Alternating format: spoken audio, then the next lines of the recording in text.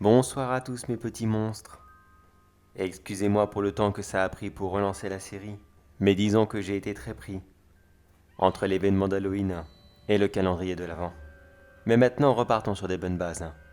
Malheureusement cet épisode n'aura pas de facecam. C'est vrai que je vous l'avais promis dans la vidéo, bonne année 2022. Mais disons que c'est un petit peu plus lent à recevoir que prévu. De mon côté, il y a encore quelques formalités administratives, plus les temps de livraison. Mais ça devrait arriver très très vite. Parlons à présent de la dernière vidéo que nous avions regardée. Si vous vous en souvenez, il s'agissait de ce Yeti qui coupait à travers champs devant une voiture, devant deux hommes russes qui visiblement étaient très surpris de le voir. Après avoir analysé les images ensemble, j'étais tombé sur trois réponses possibles. Un véritable Yeti, le canular pur et dur, ou alors un canular fait uniquement sur les conducteurs et qui finalement s'est répercuté sur tout l'Internet. À la très grande majorité, voire même à 100%, vous avez choisi la troisième option, le canular fait aux automobilistes. Comme quoi là-dessus, nous sommes tombés tous d'accord. Et maintenant, vidéo suivante.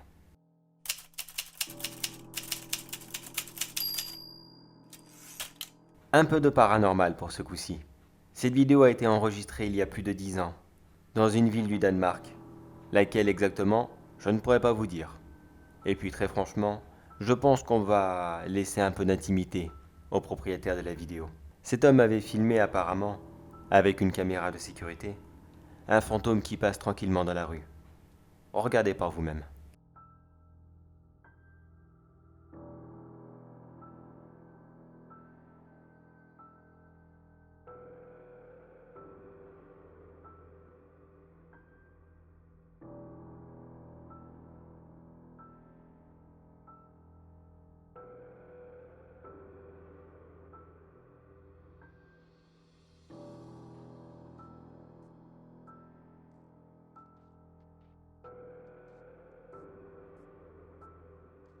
En effet, oui, on voit bien quelque chose arriver à gauche de l'écran, pour quelques secondes plus tard en ressortir à droite.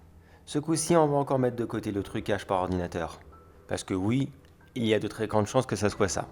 Mais très franchement, si à chaque fois on résumait ces vidéos par trucage par ordinateur, je pense que cette série n'aurait absolument aucun intérêt. D'un côté sceptique, on pourrait simplement penser qu'il s'agirait d'un petit débris, comme un sac poubelle, une fumée de cigarette, ou alors un quelconque insecte qui passe devant la caméra à ce moment. Le plus difficile maintenant à expliquer, c'est pourquoi on ne le voit plus dans le milieu, et comment fait-il pour réapparaître à la sortie. Car là maintenant pour le coup, le sac poubelle et la fumée de cigarette, ça ne tient pas du tout. En revanche, la théorie de l'insecte tient très bien la route. Après bien sûr, pourquoi disparaît-il dans le milieu? Je pense que ça doit être à cause de la qualité de la caméra. On voit bien qu'elle ne doit pas dater d'hier, et qu'elle a certainement beaucoup de vécu derrière elle.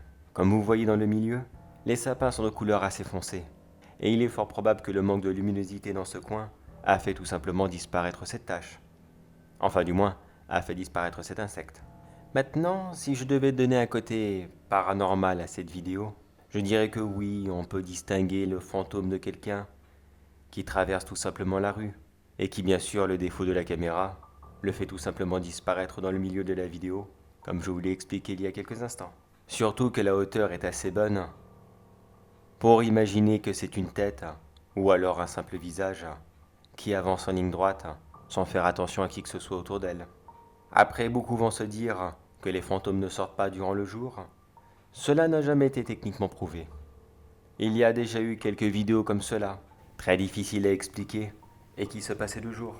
Disons juste que la nuit est plus favorable pour le filmer. Mais le jour n'est pas impossible. Personnellement, j'ai encore une fois envie de partir sur la théorie de l'insecte, qui passe simplement devant la caméra, et qui celle-ci ne l'a pas filmé pendant tout le parcours. Maintenant mes petits monstres, je vous envoie dans la barre des commentaires, et je vous laisse décider entre vous quelle est la théorie qui tient la route. Ou alors si vous en avez une autre bien sûr. Peut-être qu'il y a un détail que je n'ai tout simplement pas fait attention. Cette série sert à ça, à partager nos idées et nos points de vue. Sur ce mes petits monstres, j'ai très hâte de voir qu'est-ce que vous en pensez. Et si un jour l'un d'entre vous tombe sur une vidéo comme celle-ci, un peu spéciale, et qu'il aimerait qu'on décortique tous ensemble, n'hésitez pas, envoyez-moi le lien par mail, et je serai ravi de la partager dans une future vidéo. Mais attention, par mail, car beaucoup d'entre vous les partagent dans des commentaires, et YouTube bloque tous les commentaires qui possèdent un URL YouTube. Pourquoi? Ça, ne me demandez pas, je n'en ai aucune idée. Mais sachez que si des fois je ne réponds pas à vos commentaires, alors qu'ils contiennent un lien, ce n'est pas que je ne veux pas, mais c'est que je ne peux pas.